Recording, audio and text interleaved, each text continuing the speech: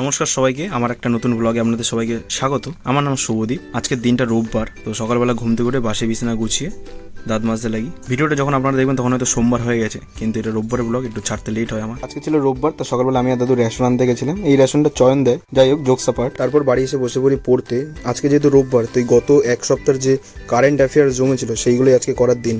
তো আজকে রোববারে বেশি পড়া আমি যেহেতু করি না, তো কারেন্ট অ্যাফেয়ার্স থেকে মেন গুরুত্ব দিই। তো 7 দিনে যে কটা কারেন্ট অ্যাফেয়ার্স জমে আছে সেই কটাই আজকে করার চেষ্টা করবো। তারপর 10:30 নাগাদ আমি আর দাদু একটু বেরিয়েছিলাম বাজারের দিকে বাজার করতে। তারপর বাড়ি এসে সকালের টিফিনটা করে নিই। টিফিনে ছিল ভাত, আলু সেদ্ধ আর একটা ডিম ভাজা। তারপর টিফিনটা সেরে বসে পড়ি আবার যে কারেন্ট অ্যাফেয়ার্স গুলো বাকি ছিল সেইগুলোই করতে। তো এটাই করতে করতে 12টা 12:30 বেজে যায়। তারপর রিসেন্ট একটা অ্যাক্সিডেন্টে চয়নের একটা মেজর ইঞ্জুরি হয়েছিল। রোববারের দিন যেহেতু সব বন্ধুরা বাড়ি থাকে, তাই সবাই একটু দুপুরবেলা নাগাদ একটু ঘুরতে বেরোনোর চেষ্টা করি। তো রোববার দিন সকালে যা যা খাওয়া হয় সেগুলোর কন্ট্রিবিউশনে সব থেকে বেশি হাত থেকে হচ্ছে চয়ন আর অতনুর। আমি আর সাগর ফাও যাই খেতে, কোনো ইনকাম নেই। সাগরের আছে কিন্তু সাগর দেয় না। তারপর সোজা চলে গেছিলাম উজানে চা খেতে। তো চার জন্য একটা কাপ করে চা খাচ্ছিলাম।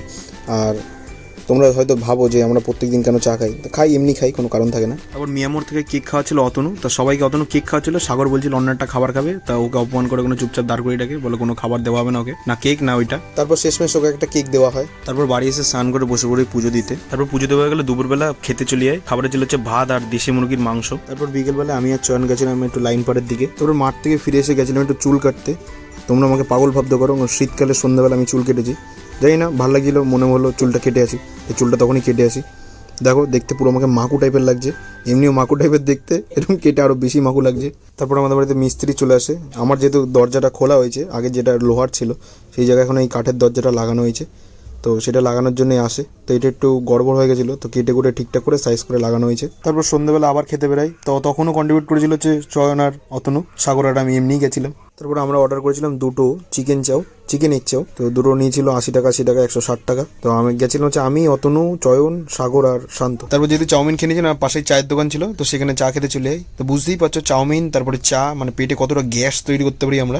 আর আমরা সবসময় এরকম গ্যাসের জিনিসপত্রই খাই। তারপর বাড়ি চলে এসে আর রাতের বেশি কিছু খাইনি। আজকের ব্লগটা এইটুকুন। দেখা হচ্ছে আপনাদের সাথে কালকে একটা নতুন ব্লগে। ভিডিওটা যদি ভালো লেগে থাকে অবশ্যই একটা লাইক করে দেবে। আর যদি চ্যানেলে নতুন হও তাহলে চ্যানেলটা অবশ্যই সাবস্ক্রাইব করে দেবে। আর রাত্রেবেলা এখন পড়ছিলাম হচ্ছে ক্লাস 10 আর 9 এর যে বইটা, সেটা একবার রিভাইজ দিচ্ছিলাম।